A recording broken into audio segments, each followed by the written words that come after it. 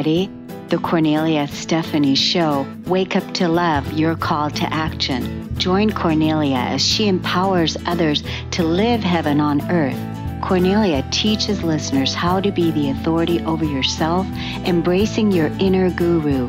Feel yourself uplifted into limitless expansion, integrating ease and grace in a changing world. This show will cover topics such as unconditional love, your physical body, how to be in extraordinary relationships, create financial and emotional wealth, embracing entrepreneurship in the new earth.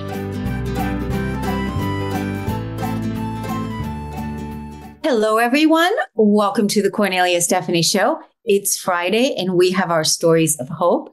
It's Kornelia here, and I'm so excited to introduce you to our first guest. Christina Walker has been a private vocal performance coach for over 20 years. She is the CEO of Practice, Polish, Perform, a virtual training program for youth performers. She's a pioneering performing arts mindset training in the youth performing arts industry, equipping the youth to perform at high levels when under pressure and take control of their mental health. You're going to see that by the way that Christina looks, she looks amazing. And she is the mom of 4, ages 16 to 20. So that's pretty extraordinary. And she lives in Dallas, Texas. Welcome to the show today, Christina Walker. Thank you, Kornelia. I'm thrilled to be here.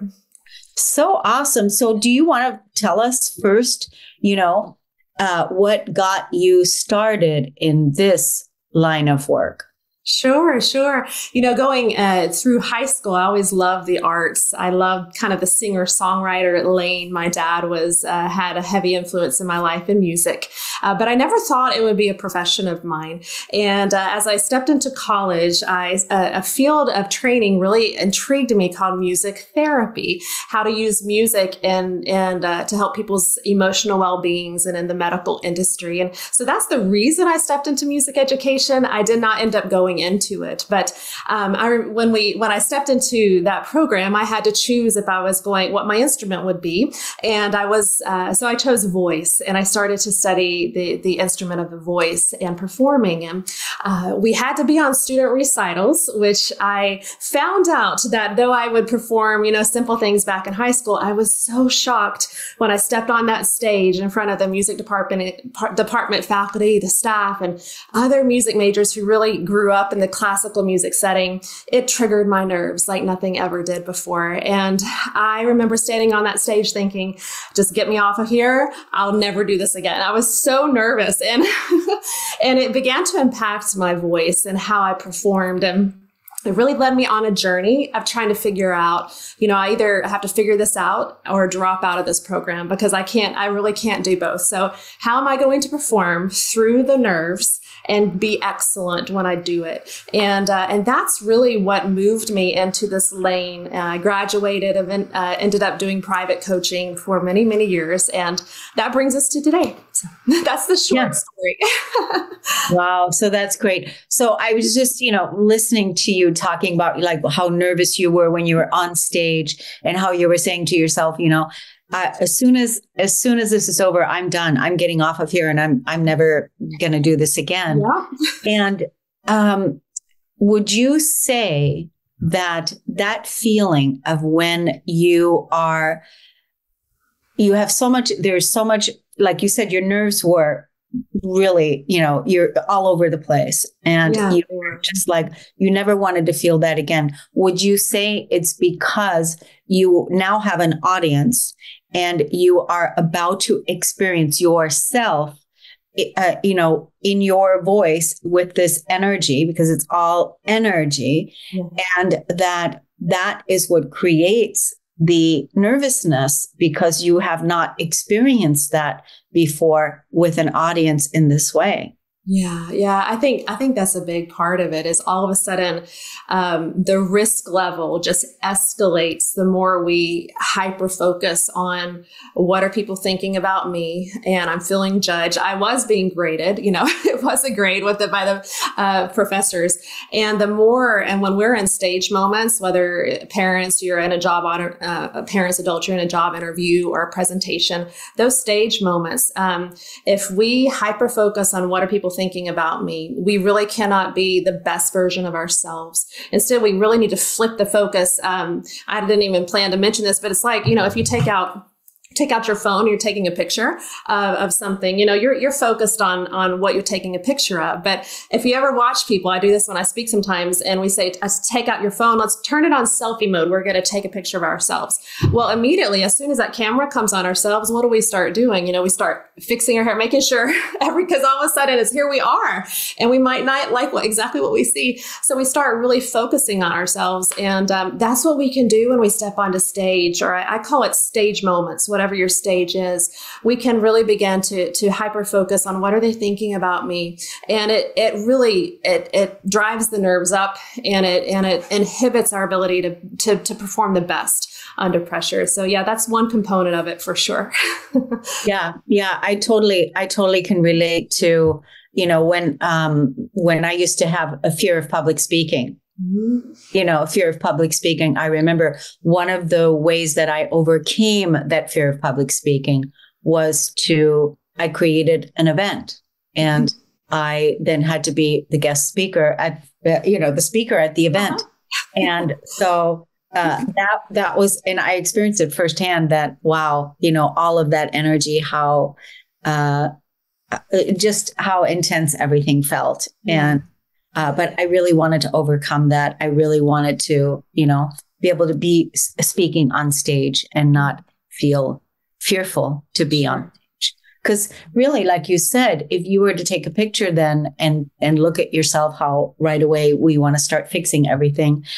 If you don't have a healthy self belief about yourself, all of your insecurities are going to come up. Isn't that right? So true. Yes. You really have to. You really have to dive into yourself. And when I take on private students, if they're youth students or adults, I always give a mindset power phrase every month in my studio. And the first one that I always give, and I've done this for 24 years now, is my voice is a one-of-a-kind instrument. And my job as a coach is to help you become the best version of yourself that you can be. And that's all we need to expect from ourselves, is that I'm going to show up and I'm going to be as excellent as I can and be the best version of me. What techniques do I need? How do I need to train my mindset so that I can be fully alive and be me? I just had a spring recital here in Dallas with my private studio, and I was addressing the students in the balcony prior to them coming, and I was reminding them, everyone has their own voice, everyone has their own style, and fully embrace who you are as before you perform, and fully appreciate others for their individual aspects. Because some have these big voices, right? Some have the smaller voices, but they're so full of emotion. But if we cannot embrace who we are and say, I am a one of a kind and I need to be me, wherever we are, then it makes it really hard to show up and be your best and to let those nerves die down. And there's lots of techniques to help with nerves too, but having a positive self-image is huge. It's a huge one. Right. So that's why you're supporting your students and everyone that you work with to to shift that mindset and to really look at the mindset. Like, what is it that you're thinking about yourself? What is it that you are feeling right now with having to go on stage? Are you feeling like you can't do it, or you're not good enough, or whatever those thoughts are? Is that right? Oh, yeah. Yeah. And, something that I do is that it's so important that we empower our youth, our performers, or you who are listening, that you empower yourself well before your stage moment, whatever it is. In a program I've developed, it's called The Road to the Stage. And because, for example, you hear about an upcoming moment, let's say it's an interview, it's a presentation, it's a tough conversation coming up that makes you feel a little nervous, like, oh my goodness, I'm going to have to deal with this. Whatever that quote stage moment is, from the moment we find out about it, we start, I call it a thought engine. In my program for youth, it's just a lot of great analogies and stuff, but our thought engine turns on and we start driving the road to the stage from the second we find out about it. So our thoughts are already thinking about this moment and that's coming in 2 weeks.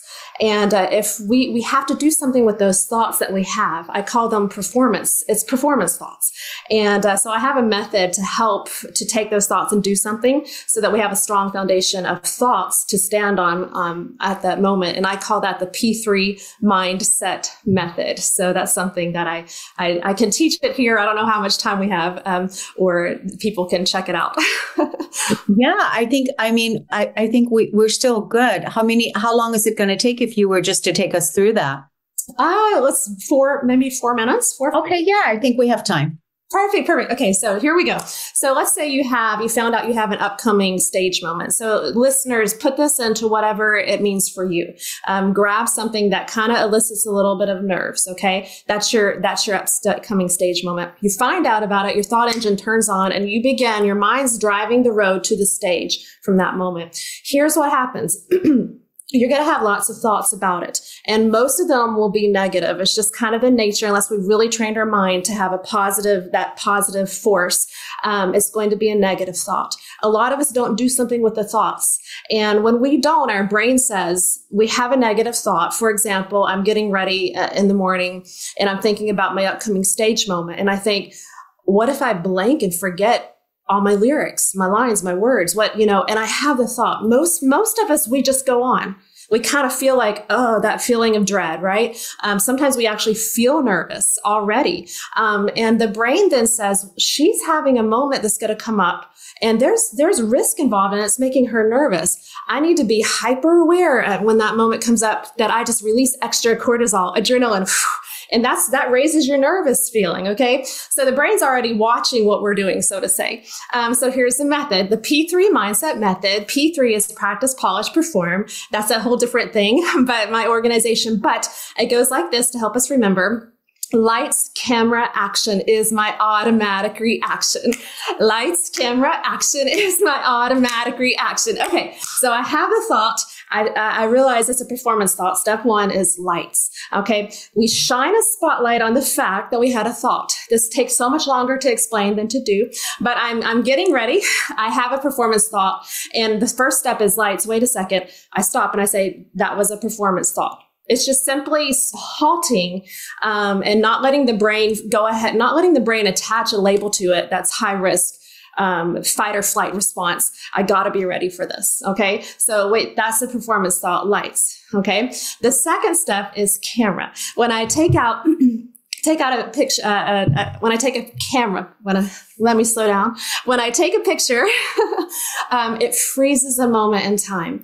And a lot of times we might label a picture for posting it or something. We give it a caption. Step two is to label the thought we just had. This is very simple. It's going to be positive or negative. Let's make it really easy. You're going to be driving on the positive thought road or the negative thought road. I tell our youth. So let me back it up. I'm getting ready, brushing my hair. I have a thought. What if I forget all my words? Stop, spotlight. That was a performance thought. Lights, camera. Was that a positive or negative thought? That was a negative thought. Now, step three is action. I have a clapboard back there. We take action on the thoughts, okay? The action that we take, if it was positive, we repeat it.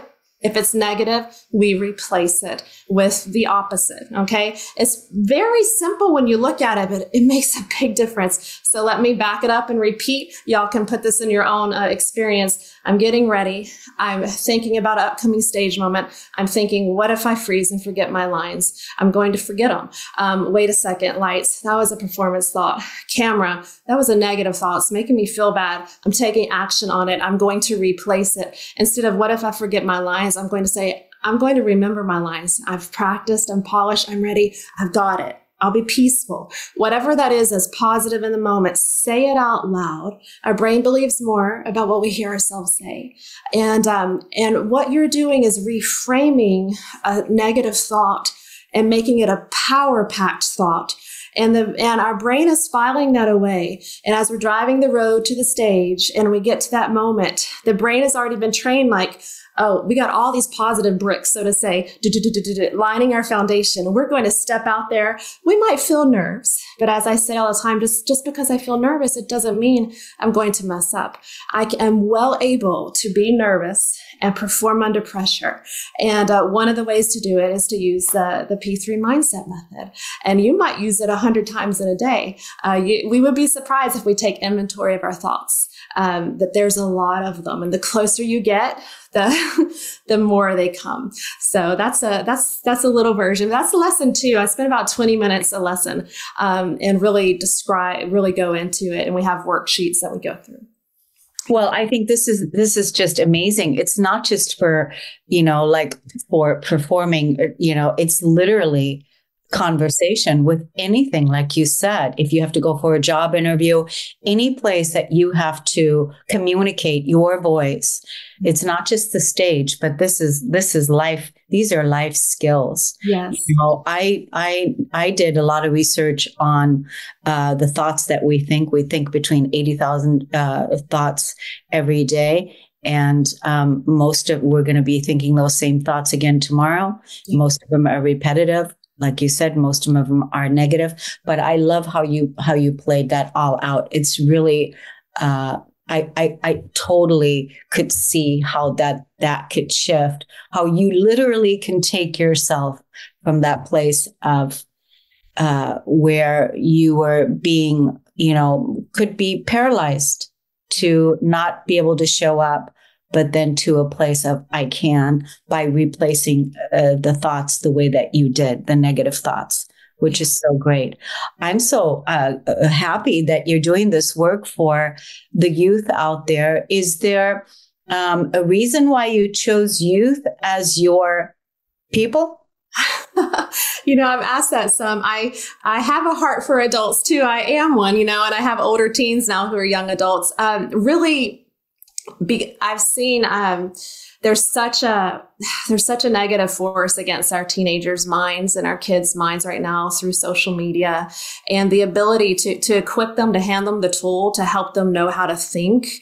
That tool is really not out there so much. I think there's awareness is growing, but if we can give them that when they're young, they can really save themselves from so many negative experiences. And as adults, we know often those negative experiences when we're young, even overwhelming stage experiences, they can just lock in and cement, so to say, in our hearts and minds and affect us. So I have a heart for youth. I've loved working with kids, and so I'm starting with them. But the program, I've had many adults who've gone through it to see before they suggest it for their private studios or their private whomever, go through it and say, oh my goodness, I'm using this. This can so help us, So the graphics are designed to appeal to youth, but the content, it really works for anyone. Yeah, I just think it's so great that you're doing this. Like you said, the youth is at risk. And when we look at it, the youth are our future leaders on this planet. And so it's important that we empower them. Even the work that you're doing, could be taught in the school systems, in homeschooling, however it's taught, but it is an educational piece, and being able to use your voice to be able to communicate what's important to you, artistic expression, relationships, all the dynamics that make us human. It's important. So let's tell the audience how they can look you up and learn more about what it is that you do. Where can people find you on social media? Sure. If they would just go to theroadtothestage.com, that site has all my social media on it. It also has a free, free checklist to get 5 boxes to check the week before you perform. And they're not your average. They're to help train your mindset.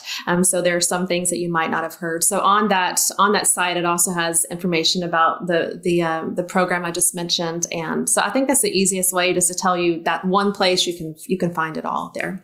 Yeah, thank you so much, vocal coach Christina, for coming on the show. I really appreciate you, and good luck with all the youth that you're empowering. Thank you so much. Thank you so much. Thanks for what you do. Thank you. We're going to take a break on the Kornelia Stephanie Show, everyone. We'll be right back.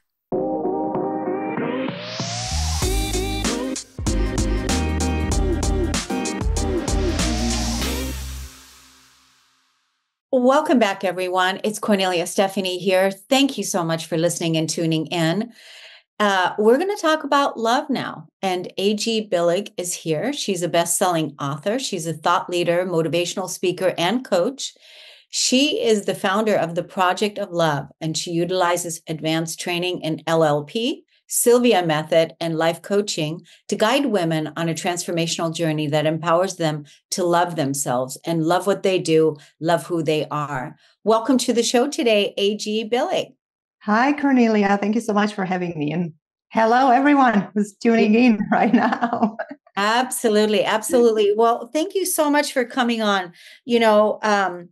How to love oneself. That's the name of the game, right? Mm-hmm. And like I say, the love story that you cultivate within yourself is the greatest love story ever told. That's true. And it's the best love story that you can cultivate, because that endures throughout your whole life, right? And when you get there, when you cultivate this love, then that's what you're going to experience in all other relationships. Why is it so important that we learn to love ourselves where we learn to love ourselves and really go deep into that? That's a beautiful question. Thank you so much for asking this question. Before I answer, I want to stress the fact that self-love isn't selfishness. Self-love isn't self-centeredness. Doesn't have to do anything with those, states of consciousness, states of being, or I would say like sleep. Self-love is how we are actually born. And we were talking in the green room, right? When we are born into this world, as babies, that's what we are. We are loving. We are loving towards our parents, into ourselves, right? We don't look at our body and say, oh, I'm too chubby, right? And then, right, we, 1 year, 2-year-old, 3-year-olds, so we start hearing things like, oh, you're not doing the right thing, all that thing. So we kind of we lose this self-love, which is our nature. And we start questioning ourselves, and we start questioning our self-worth. And then we lean into, okay, I still need to belong. I still need to be accepted. So it's not okay to be myself. There's something wrong with me. I don't deserve to love myself. So I'm going to have to please these people. I'm going to have to give up portions of myself so that I can belong, so that I can fit in, so I can finally be worthy of love. And that's the trap.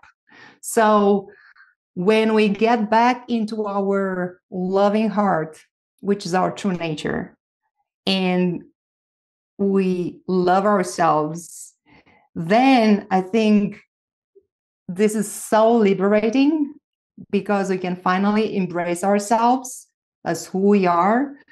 We no longer look at other people as, how should I say, milestones to compare us to as of our worthiness.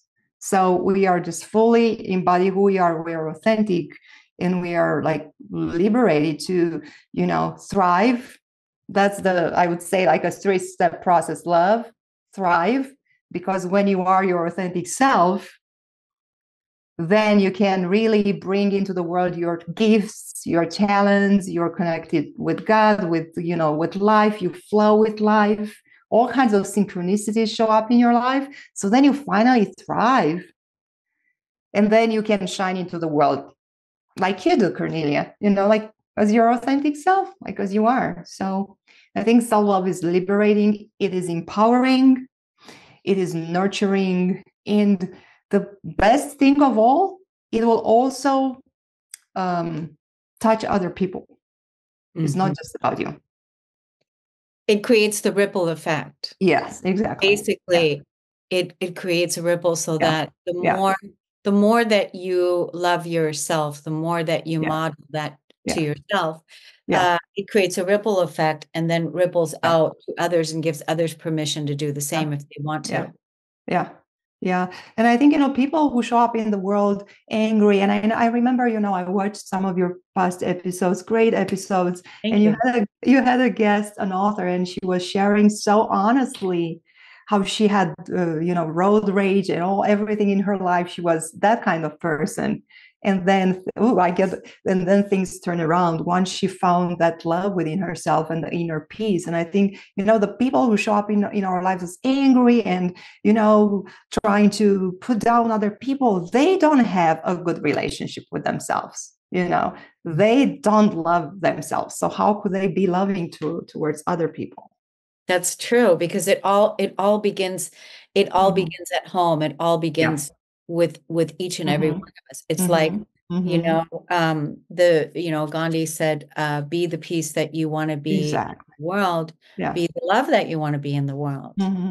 And it starts with you. But I think, we were taught back in the day, I want to say the Piscean age, we were taught to, love the neighbor, love thy neighbor, which I think that's absolutely, of course, important because we are one.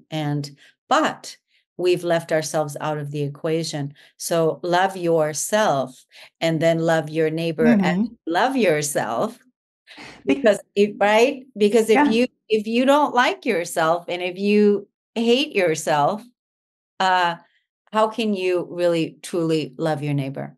Yeah, if you're not compassionate towards yourself, if you're not accepting yourself just as you are, and that doesn't mean that you cannot improve. That doesn't mean that you can grow. We are here. I think the purpose of this life is learn how to relax and be just like a flower and be exactly who we are, but also expand. We are here to expand and grow. So you don't have to stay the same throughout your life, but embrace yourself and love yourself where you are. And when you do that, that's the other thing why self-love is so important. Then your relationship with other people, your relationships at home, workplace, your community will shift completely. Yeah. Yeah. Why did you choose this topic? Do you know why you chose this mission on love? Was there something that was driving you? You knew this, it was clear. What was I don't know. I think it's, I think each one of us is here on this planet with a mission, with a message to share. And I think that's my message. And, I think also growing up, I was born and raised in Romania, in communist Romania. And I had a loving family, but they show their love the best they could, which wasn't always meeting my needs. So I got to question myself, and I think I craved love the way I wanted to receive it, which is unconditionally. And love is unconditional, by the way. Guys, don't say anymore unconditional love and true love, because this is intrinsic to love. This is already a part of love. So I had this quest for love my entire life. And how they say it, like, you look for love in all the wrong places, meaning, I would try to find it in a romantic relationship most of the time. And of course, I wouldn't get it there because I wasn't giving it to myself. So at some point, I realized something needs to shift. And I started a conscious journey of love to love and spiritual practices. And that's how I came to the realization that actually love is here in our hearts. It's already there. And, I've read a ton of books, and I realized that, and by, meeting people, talking to people, I found that there is a lot of still, there are many misconceptions about love, what love is. We think in terms of romantic love or, parents, children. But as David R. Hawkins so beautifully puts it, love is a state of consciousness, our true nature, but also a state of consciousness. So we can access it in our hearts. It's not something that it's without, it's something that's within. I just want to say, how it's everything you said. Yes. I agree. And I feel like even when you said that love is the state of consciousness, this is the same way that I feel about heaven on earth. Heaven is also a state of consciousness. Yeah. So if you're living and operating from that spiritual place, heavenly place, the earth is already here. Yeah. And so it's the consciousness that brings heaven to earth.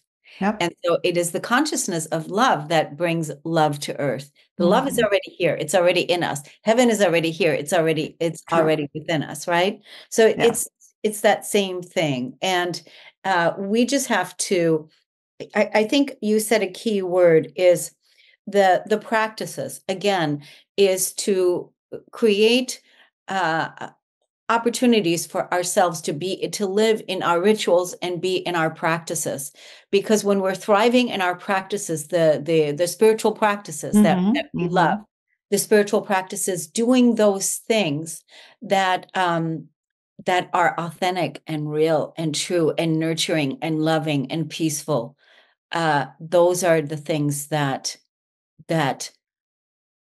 we thrive in. That's what makes us thrive. So it's great that you're doing this work. Do you offer workshops or one-on-one coaching, or how do you? And I just want to say, about ritual, I love that, because I think it's so wonderful, especially us as women. We were taught that, other comes first, right? Our family. Yeah. So and no, it's you come first. At least, give yourself like a time in the day where you come first. And I think like having a ritual, because getting back into this place of self-love, I think it takes time after a lifetime where you were like, oh, I don't like this and I don't like this about myself. It takes practice. So practice is very important. And I think a ritual can anchor this practice into your subconscious mind like quicker, and it's beautiful. So I have a book. It's called I Choose Love, A Journey from Fear to Love. So there are many tips here that will help you to practice self-love. And one ritual that I suggest, like, is every evening before you go to bed, just sit with yourself and give yourself some love and acknowledge all the beauty that's within you and everything that went on during the day, which is, that you did, like all the kind things, all who you are. So create that ritual for yourself where you give yourself love. And I know we don't have much time. So to answer your question, yes. So I have these books. I have this book and I have other books. They are all on Amazon, and I know you'll put a link in the show. You can also find workshops, and you can connect with me on my website, which is agbillig.com. And I currently run it's called the Self-Love Boost. It's a 21-day email program where you get in your inbox a power word prompt for journaling, because I think journaling is a very powerful practice to cultivate self-love, and also a daily mantra. So you get all this in your inbox for 21 days straight, and then you get a bonus. So that's also available on my website. Yeah. Like the self-love boost. We need this. Totally. Yeah, because you need that that practice. I think even that self-love boost is part of the ritual. One of my absolute self-love rituals that I love to do and I do daily, and that is, I truly, when I sit down and I give myself my hug, I give myself a hug, and I always say, I'm so proud. I'm so proud of you. I'm so proud of you. The same way that I would say I'm so proud to a friend. I say, I'm so proud of you. You're doing such a great job. Great job. Yeah. Give yourself a high five, or smile yourself. And look at you in the mirror, like look in your eyes. And I remember there was a time where I felt so, I don't know why, so ashamed with myself that I couldn't look at myself in the mirror. Yeah. And that was heartbreaking. We carry a lot with us from the past that we have to make right. And that's what this is all about. AG Billig, I'm so glad that you came on the show. Thank you so much for coming on. Thank you. Thank you so much for having me. Thank you so much. We're going to take a break, everyone. We'll be right back.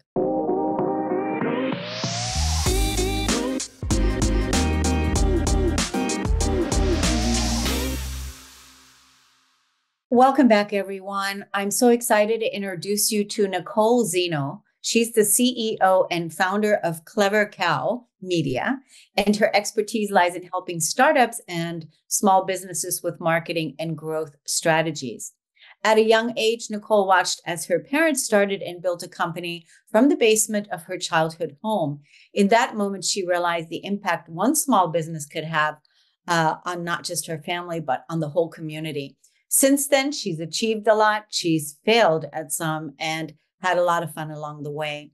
Nicole dabbled in many different industries, including music, TV, movies, tech, startups, apps, and more. And she's here to tell us about it today. Welcome to the show, Nicole.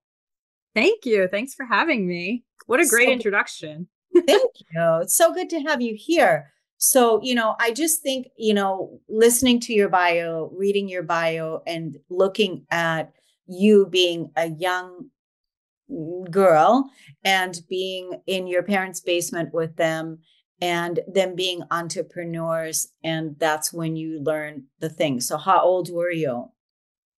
So when my dad started the major business that I remember growing up in, I was 9. So I have memories of sitting on his lap while he learned. He literally sold a website without knowing how to build a website and literally brought home a book and told my mom, we need to open a bank account because we are now in the web business. And so this is in 1999, before YouTube, before there were a lot of resources out there. So I really watched as they, put the hammer to the nail and did it themselves. And it made me have this passion and this love for entrepreneurs and small businesses and startups. And that's really where I always go back to. So, yeah, wow, that's really great. So you were sitting on your dad's lap. And again, it's such an important point, you guys, to sit and look at that, how influenced we are by our parents. And how even though the parents didn't have it all figured out and didn't really know all the things, but there was something that took place that helped guide you in that way to become an entrepreneur yourself. Oh, absolutely. And you're right. We need great parents out there. We need great parents who realize that their kids are always watching. And it has completely changed the trajectory of my life. So we were very much taught to go, and if there was no solution for a problem, to go find it. And that was something that I've taken through my entire career. It's so interesting because I'm sitting here looking at you. You look 20. If I love you for that. So it's like, okay, I'm just like, you're talking my entire career, it's hilarious. Yeah. So you learned a lot throughout your career. You've learned a lot, and you've failed at some things, as you said in your bio. And what has you coming back? All those things were obviously lessons that you learned and grew from, but what has you coming back to being an entrepreneur? Why be an entrepreneur? Oh my gosh, it's the day-to-day, right? I get to work. I have the privilege of working with all sorts of entrepreneurs, whether they are startups, small business, medium businesses, people who I even consider people who are directors of departments, basically entrepreneurs, right? They're running a company within a company. And the one thing that really hit home for me is that when I started really, really young, right out of college, my brother wasn't even out of college when we started our first company. And like you said, I'm not 20, but I am fairly young for me to have such a long career.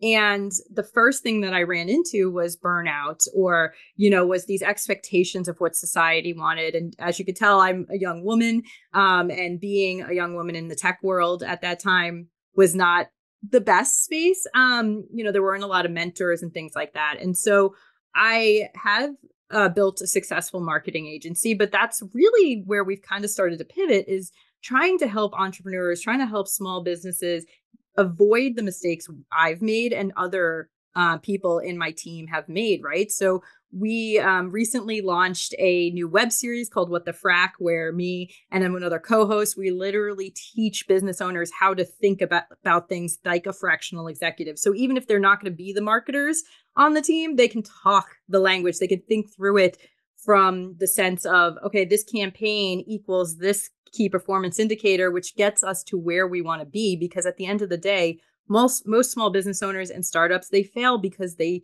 don't have the resources or some of the knowledge or some of the people in there to help them get to that next level. And so how do we have everyone learn from each other and build resources for every stage of that journey? And that I want to do for someone what I wish I had. Right. That's what we're really doing.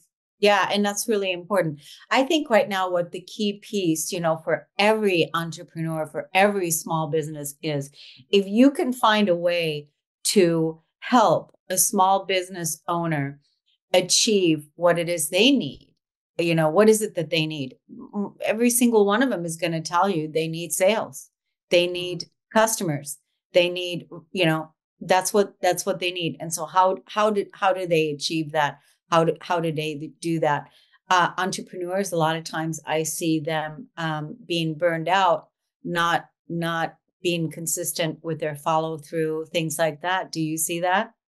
Oh, absolutely. And I like to, this is the kind of media circuit I've been on lately, which is how do we get out of that burnout? Because I experienced it. I experienced it very young. And I actually my brother said, you need to take a vacation. And for you, Nicole, taking a vacation is getting a 9-to-5 job. Right. So I went and got a 9-to-5 job. I learned all the things and I realized, no, I really am meant to do something else. Right. And so the way I explain it is like building a house.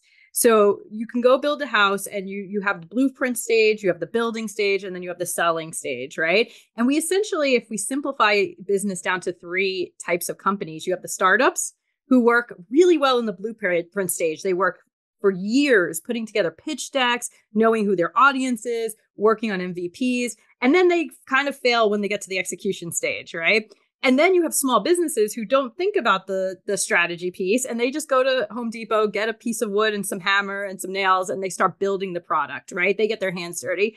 And then you have corporate who's kind of selling. They're really good at selling, but they may be detached from what really needs to happen. So if we can learn, I, work with the ACA, the Arizona Commerce Authority here in startup. I've also raised money on my own and started and exited multiple companies. And then I've worked with small businesses. So if we take small business world, we take startup world and we teach them those pieces, now small business owners, when they're ready to grow, we can think through it in a strategic way so that you are not marketing. There's how many different pieces of marketing, right? We can talk about social media, email, advertising, all the different things. And if you don't know where you're going, you're going to do a lot of different activities that are going to burn you out. Whereas we can say, you know what, this is the goal. Social media, maybe in year 2, doesn't fit that goal right now. Why are we doing it? Oh, good. Right? Yes. Yeah. Yeah. No, keep going. I didn't mean to. I was just wanting to say, No. Social media, maybe it doesn't fit right now because social media isn't going to be something that's going to give you an immediate return. Yeah. And maybe it does, right? It just depends on who, and it doesn't even, we talk a lot about buyer personas, like who's listening, who's buying, but we also don't talk about where you are in your stage, right? Just because your buyers may be on that social media. I ask clients all the time, hey, if I got you another 1,000 orders, could you handle it? And a lot of them can say no, right? Yeah. It's like, that's going to take you down. That's going to take you down faster than failure will ever take you down. So we really think through not just where we want to go, what's the goals, but what's the lifestyle these entrepreneurs want in 3, 5, 10 years, right? And how much do they want to be working and what's the team look like? And we really try to build that plan so that you have your level of success, not just what society says is successful. Yeah.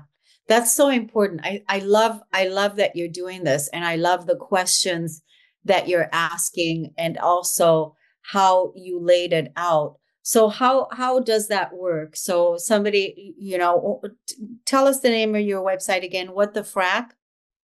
So we have Clever Cow Media, which is really the agency part of our business. So any of the workshops we do and all of that goes through Clever Cow.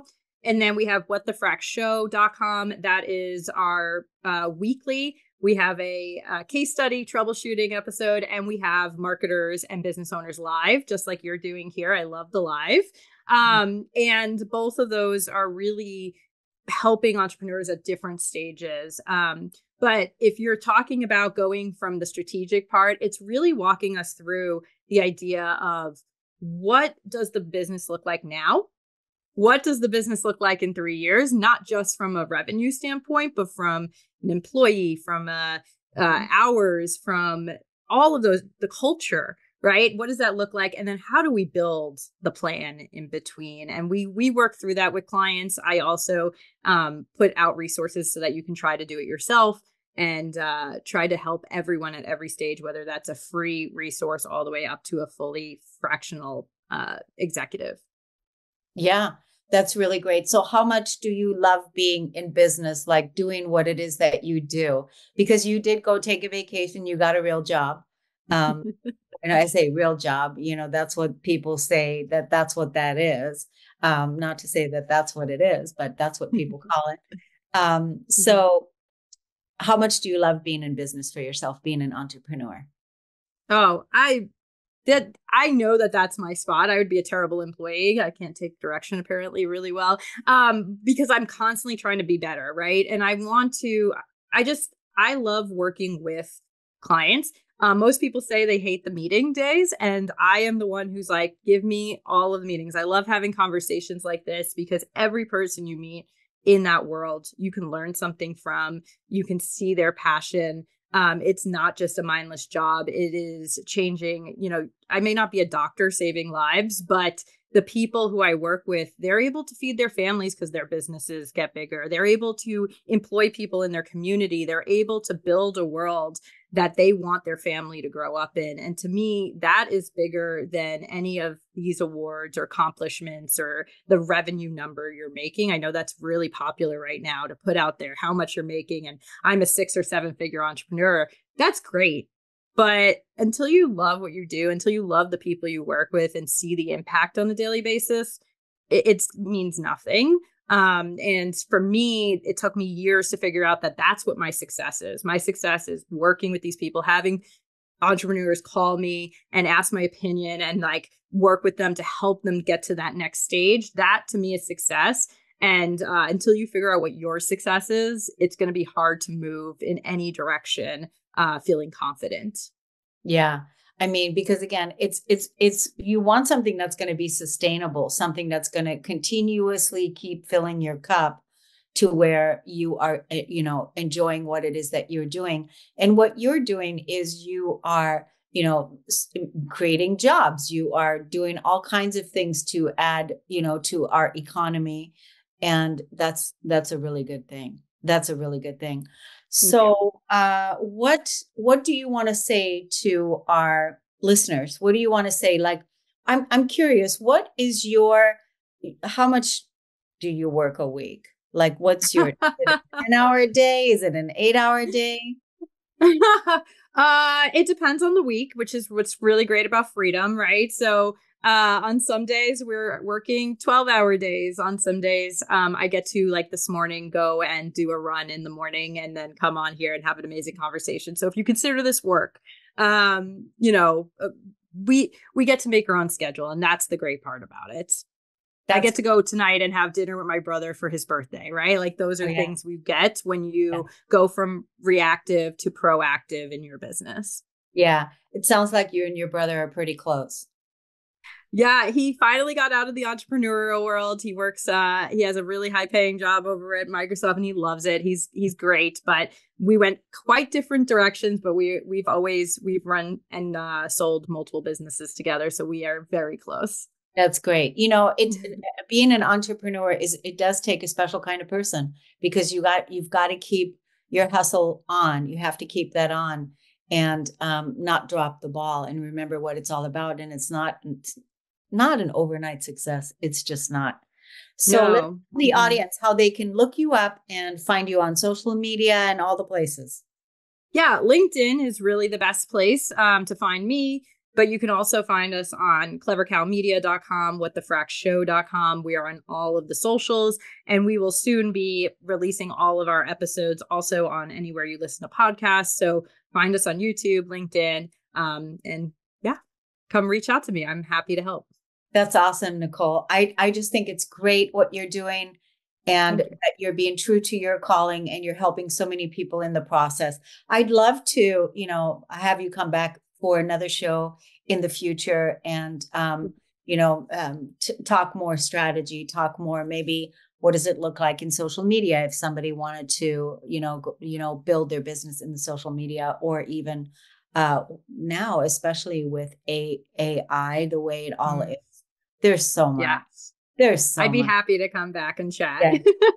Yeah. Good. Well, thank you so much for coming on. Thank you, everybody, for listening and tuning into the Kornelia Stephanie Show. I'm wishing you all a glorious weekend, and we'll see you again next week. Take care, everyone. Bye. You've been listening to the Kornelia Stephanie Show, Wake Up to Love, your call to action. Tune in each week on Transformation Talk Radio. Kornelia's joy is to engage others in practical ways, showing us how to live in the new earth in harmony with our true nature. For more information on Kornelia and her extraordinary work, or to listen to past shows, go to her website at korneliastephanie.com.